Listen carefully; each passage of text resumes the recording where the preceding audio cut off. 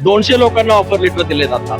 त्यांचे offer letter संपले एवढी मुलांनी गर्दी केलेली आहे. फक्त टाटा मोटर्सची गोष्ट करतोय. ते 1,500 ते 2,000 लोकांना यावेळेस आपण मोठ्या प्रमाणामध्ये ऑफर्स लेटर म्हणजे अपॉइंटमेंट लेटर देणार असो.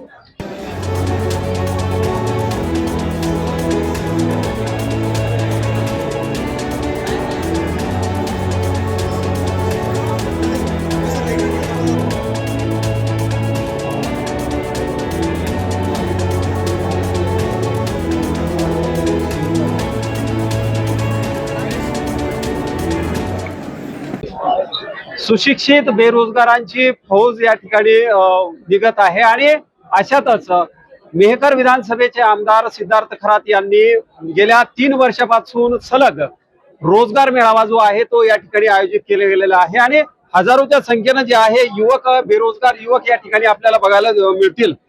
वेगवेगळ्या क्षेत्रात शिक्षण घेऊन सगळेच जवळपास हजारो जे विद्यार्थी आहेत ते विद्यार्थी या ठिकाणी उपस्थित झालेले आहेत आणि या मेळाव्यामध्ये नोकरी मिळावी यासाठी हे युवक जे आहेत ते या ठिकाणी आलेले आहेत.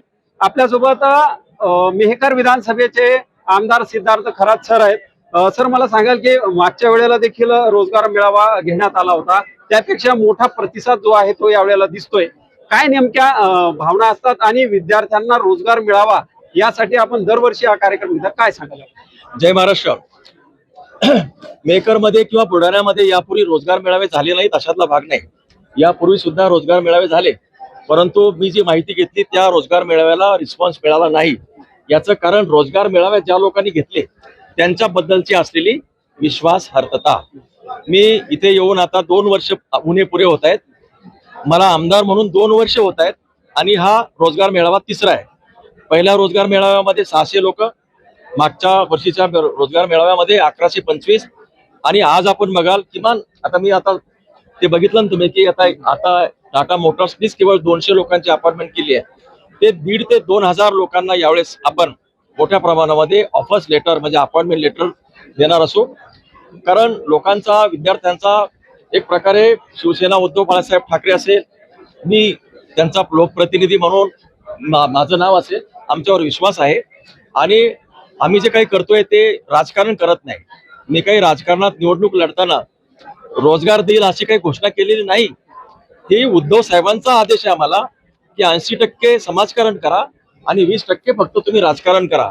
आता मुलांचा बेरोजगारीचा प्रश्न असेल, मुलांना स्वतः त्यांना भेडसावणारा बेरोजगारीचा प्रश्न आहे, हा सामाजिक प्रश्न आहे ना. आणि या सामाजिक प्रश्नाला सरकार काही हँडल करत नाहीये. त्यामुळं त्यांना मदत करण्यासाठी आमचा पक्ष पुढे सरकवलेला आहे. आमचे सगळे कार्यकर्ते पुढे आलेले आहेत आणि आम्ही पुढाकार घेऊन या पोरांना रोजगार देण्यास ठरवलं आणि उदंड प्रतिसाद मिळालेला आहे. 2,000 ते 3,000 मुलं यांचं आज या ठिकाणी रजिस्ट्रेशन झालेलं आहे. कुठल्या कुठल्या कंपन्यांना या ठिकाणी पाचारण करतात? इथं मॅन्युफॅक्चरिंग आहे, टाटा मोटर्स सारख्या कंपन्या आहे, ऑटोमोबाईल्सच्याही त्यांच्या एकमेकाशी इंटरकनेक्टेड अशा 10-15 ऑटोमोबाईल युनिट्स आहेत, सोलारचे पॅनल्स आहेत, सर्व्हिस इंडस्ट्रीज आहेत, काही ट्रेनिंग करून मग त्यांना प्रत्येक काही त्या ठिकाणी लोकेट करता येईल अशा आहेत. काही इथल्या खाजगी इथल्या लोकल जिथं ज्यांना गरज आहे, मॅनेजर पाहिजे, सेल्समन पाहिजे, अशा पण आहेत. सरकारच्या व्यतिरिक्त सर्व क्षेत्रातल्या सगळ्या कंपन्या ठिकाणी आलेल्या आहेत. 75+ आहेत.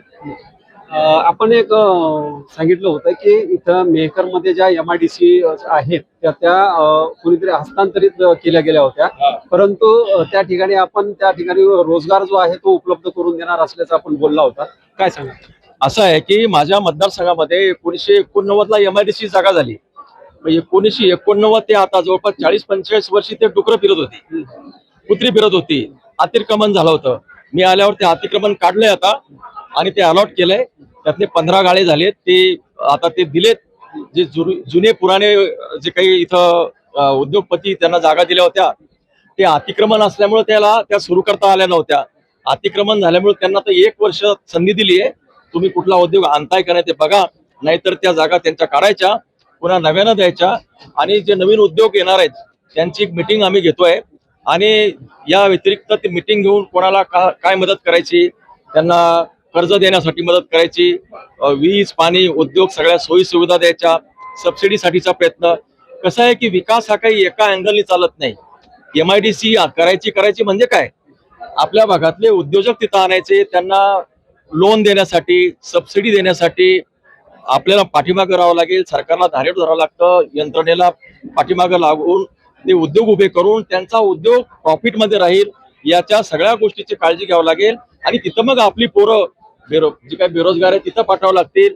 आपल्या भागातली इकॉनॉमी त्या अनुषंगानं शेतीशी संबंधित जे काही प्रोसेसिंग असतील, सीताफळ आहे, मोसंबी आहे, तुमचं मला वाटतं काय संत्रा आहे, सीताफळ आहे, असे फळफळावळ आहेत, हळदी आहे, सीड्सचं प्रोडक्शन आहे, याचं उत्पादन घ्यायचं. सोयाबीन असेल तर त्यांना स्टोरेज हाऊसेस, वेअर हाऊसेस.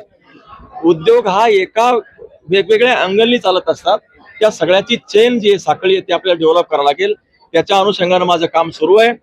ते जेव्हा होईल तेव्हा तिथं होईलच, पण तोपर्यंतची मुलं आज बेरोजगार आहेत, गरीब आहेत, आई वडिलावर एक संकट आहे, पोरं निराशेत आहेत, त्या सगळ्यांना आत्मविश्वासानं खरंच साहेबांनी बोलवलं, आपल्या साहेबांनी बोलवलं, तिथं येतील, आत्मविश्वासानं उभे राहतील आणि कंपन्या त्यांना बोलवून रिस्पेक्टफुली मानपान देऊन त्याचे इथे सिलेक्ट करत आहेत. 18,000 कमीत कमी 18,850 आहेत का ते 200 लोकांना ऑफर लेटर दिले जातात. त्यांचे ऑफर लेटर संपले, एवढी मुलांनी गर्दी केलेली आहे. फक्त टाटा मोटर्सची गोष्ट करतोय, त्यांना 1000 लोक पाहिजेत, 200ची आता झाली आहे, अजून त्यांचे काही 200-400 लोक आपल्याला इथं होतील. आज दिवसभरात 3-4 वाजेपर्यंत साधारणपणानं 1,500 ते 2,000 मुलांना आपण ऑफर लेटर दिलेले असो. माझ्या दृष्टीनं हा सगळ्यात आनंदाचा क्षण आहे. याच्यासारखा आनंद मला दुसरा कोणता आहे? निश्चितच तर शिवसेनेचा 80% समाजकारण आणि 20% राजकारणाची भूमिका घेऊन या ठिकाणी शिवसेनाचे जे आमदार आहेत सिद्धार्थ खरात यांनी या ठिकाणी काम सुरू केलेलं आहे. दीपक मोरे, नवराष्ट्र, बुलढाणा.